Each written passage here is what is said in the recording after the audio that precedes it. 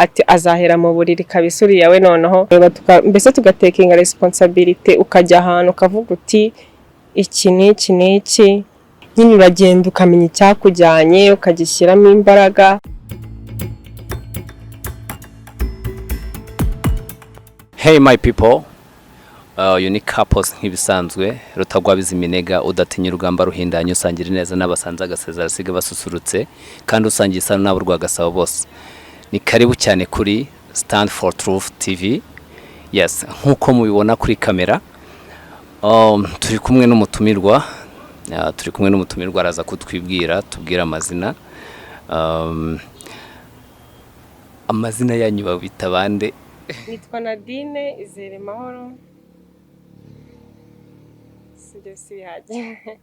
Ego nkaba ndi umwuga wanjye nkaba ndi engineer. Ego.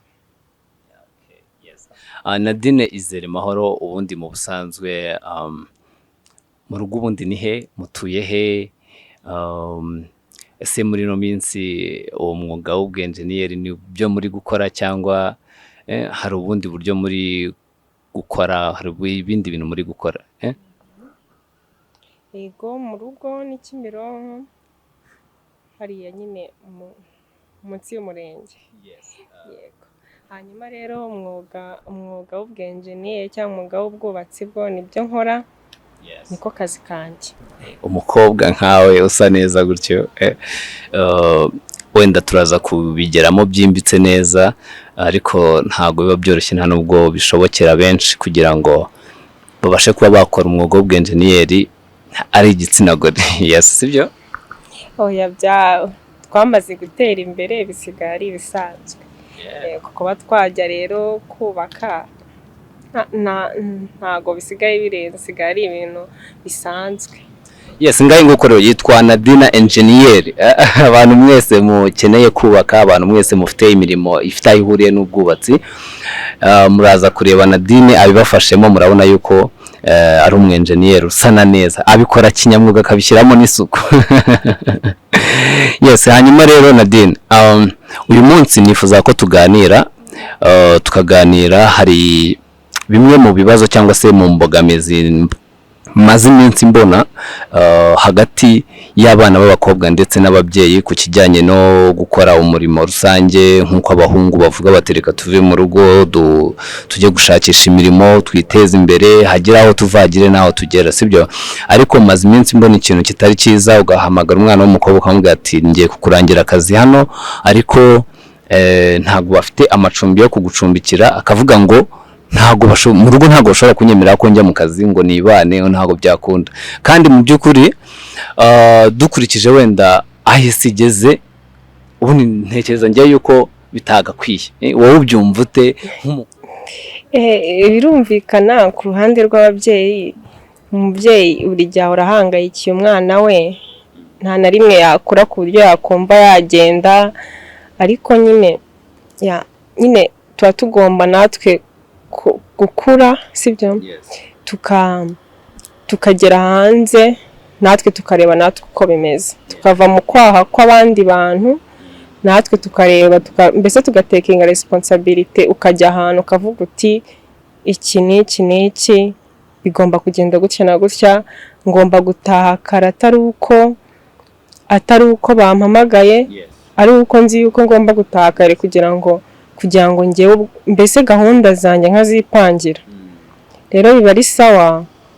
Yego ntabwo nyine umuntu agomba kujya kure kugira ngo abashe gutekinga responsibility cyangwa kwiyitaho cyangwa no kwimenya byose, ariko mu gihe wenda ngewe mba numva mu gihe ubonye akazi, tuvuge nk'ubu ubonye akazi nk'i Rusizi, mu rugo wenda ni i Kigali, ntabwo wareka kujya kugakora. Ugomba kugenda ukagakora, ikintu cyose ukagishyira kuri gahunda, mbese nyine ukimenya mbese. Okay, nashaka kukubaza ubundi mu rugendo rwawe rwo kugira ngo ube umwenjeniyeri, uvuze ngo hari amashuri wize, sibyo? Hari icyo byagiye bigusaba, even wenda sinzi niba byarabaye, ariko ntekereza ko abanyeshuri benshi bageze muri kaminuza akenshi bakunda gufata responsibility, akavuga ngo reka mve muri hostel njye hanze kugira ngo wenda ninabona n'ibiraka mbihuze n'ayo masomo menye uko mbipanga umunsi wanjye bigende gutya. Ese dusangize mu rugendo rwawe rwo kuva wiga kugeza ubaye engineer, ntabwo byigeze bigusaba yuko ujya hanze y'ikigo kugira ngo ufate n'iyo responsibility ubihuze n'amasomo ariko ukore n'akazi? Byabayeho cyane. Segonderi ho wenda nigaga muri boarding, ariko universite yo nyine nigaga nyine, yego habagaho hostel, akabaho nyine na externe no kuba hanze. Nyine ibonye uturaka ujya kudukora, iyo ubonye uturaka ujya kudukora ukabona amafaranga nyine yo kugira yo kubona amavuta cyangwa utundi tuntu. Uba ukeneye utuntu twinshi twose utabwira mama na papa ngo nkeneye. Noneho nagira ngo uduhe ishusho igaragara. Ese ujya kuba hanze, ababyeyi bawe barabimenye cyangwa se ntibabimenye? Ese babimenye babyakiriye bate? nimba barabimenye watubwira. Ese ababyeyi bigeze babimenya yuko wavuye muri hostel za university ukajya kuba hanze? Ababyeyi banjye barabimenye, nyine ntabwo umubyeyi yabura nyine kugira impungenge, kuko akenshi impamvu ababyeyi banabyanga, hari igihe usanga umunyeshuri cyangwa umwana agiye nko hanze y'ikigo, ugasanga bitewe n'ibigare cyangwa bitewe n'aho agiye kuba n'abagiye kubana nabo, ugasanga nyine arahindutse cyangwa azanye indi mico utari umuziho. Rero sometimes ababyeyi ntabwo babikunda, kuko avuga uti ubwo se uzajya utaha ryari, bizaba bigenda gute, uzajya ubana n'abandi gute, cyangwa bitewe wenda no kwenda kuzi, akavuga ati usuba inzara sizakwica, mbese ibintu nk'ibyo. Ego ati wenda yize wenda yukwenda idakunda guteka, uri umuntu wibereye aho, ati azahera mu buriri kabisa uriya we, noneho umva ntabwo bizakunda, cyangwa wenda ntazajya yiga kuko azajya bari mu nzu wenyine, ishuri arivuyemo, mbese ibintu nk'ibyo. Ariko nyine ntago nyine ibyo bintu byose nyine byabayeho. Baranshyigikiye, barambwira ati go ahead, ubundi bakajya bampamagara bakambaza uko bimeze. Iyo uzi icyo ushaka ushyiramo imbaraga n'ibyo bintu byose, kuko ku ishuri ntabwo byabura, haba hari abantu batandukanye. Nyine ubumenya icyo ushaka ugashyiramo imbaraga, nta kibazo rwose, bikagenda neza. Hanyuma rero noneho niki, noneho aka kanya sibyo, niki twakora, niki ababyeyi bakora, niki abana, urubyiruko, abakobwa bakora kugira ngo ari umubyeyi yumve ko umwana bikeneye kandi ari ngombwa, ari umwana nawe akore ibisabwa n'ababyeyi kugira ngo umubyeyi abe yabyumva bya bindi bitagoranye. Kuko muri iki gihe tugezemo, urasanga umuhungu arajya gushaka umugore, ugasanga umwana w'umukobwa nta kintu afite. Wenda byateje saga mu nteko, mu bantu benshi, ingeri zose mbese babivuzeho sibyo, ku bijyanye no gushakana. Iyo umuhungu yakoze ibi, akubaka inzu, agashaka ibindi bikoresho byinshi nkenerwa kugira ngo ubuzima buzakomeze igihe mwageze mu rugo, ariko ugasanga noneho umukobwa we bakavuga ngo aza nta kintu azanye, sibyo, aza nta kintu azanye, kandi hakaza no kubaho bya bindi twita za breakups, ariko bikaba ngombwa ko baza kugabana 100%. Rero ndatekereza ko icyo kintu kibayeho kugira ngo abana b'abakobwa babone umwanya bakore, ababyeyi babaha umwanya, byaza gukemura icyo kibazo nanone ku rundi ruhande, sibyo. Noneho ndibaza niki umukobwa yakora kugira ngo ababyeyi babashe kumwumva byoroshye. Ese niki ababyeyi nabo bakorera abo bana b'abakobwa kugira nabo bumve ko noneho kuba babikora nta kibazo cyabakira? Ikintu twakora nk'abakobwa bakiri kwiga ni ugushyiramo umuhate. Mbese bivuge ubabwira nk'ibanga wakoresheje, kuko we byarabaye. N'umuhate urebye, umuhate mu byo kwiga, ibyo uri gukora, nyine ukereka abantu yuko ibyo uri gukora nyine ubirimo kandi ubirimo bishaka kandi bikunze. Hanyuma nyine ndakeka nabo iyo babonye uri mu bintu ushaka ntabwo babona wenda tuvuge nimba wabaga ahantu ugahindura ntabwo bagutekereza ukundi, baravuga ati n'ubundi ashaka kwiga n'ubundi nta kizabihindura. Yego nyine mbese ukaguma mu kintu nyine kandi ukagikora neza, nimba uri kwiga ukiga, nimba ugiye mu kazi ukagakora nta bindi bintu uvangavanzemo nyine n'ibiki byose by'uducakura nyine byo mu genda kumva ari ikintu. Hanyuma ababyeyi bo nyine ni ukudushyigikira mu gihe wenda hari amakosa nyine byonyine bakadukosora, ariko mu gihe babona dufite umuhate dushaka kwiga, ariko wenda urugero tuba muri hositeli cyangwa tuba hanze muri mu mageto, nyine ni ukudushyigikira bakanatugira inama z'uburyo twahaba tugakora n'izindi bezuwe zose, ariko tukaniga kuko uri usanga cyane cyane nko mu maniverisite amahositeli ari n'ikibazo, abayabona ari mbarwa, baba ari bakeya, ababona amahirwe yo kuzijyamo ni bakeya.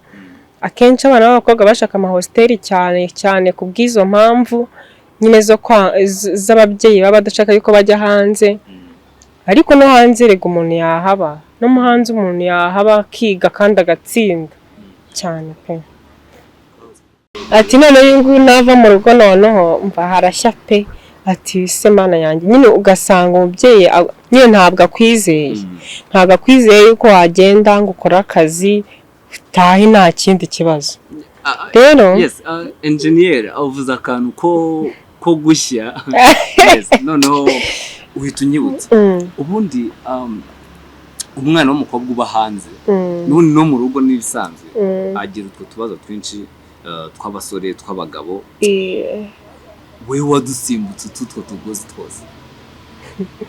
Ni cya kintu kimwe nyine cyo kumenya icyakujyanye akaba ari cyo ushyiramo imbaraga cyane.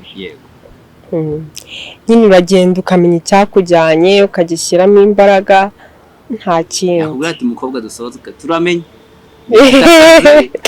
ntabwo ndi buboneke ngiye mu kazi. Yego nyine umuntu nyine agira uko yiprograma gahunda ze, akagira nyine uko asumbanisha ibintu bitewe n'icyamujyanye. Yego noneho rero dusoze tugira inama ki abakobwa bashaka gukora akazi bataba mu rugo, babyumvishe batababyeyi, bashyiremo umuhate mu buhe buryo?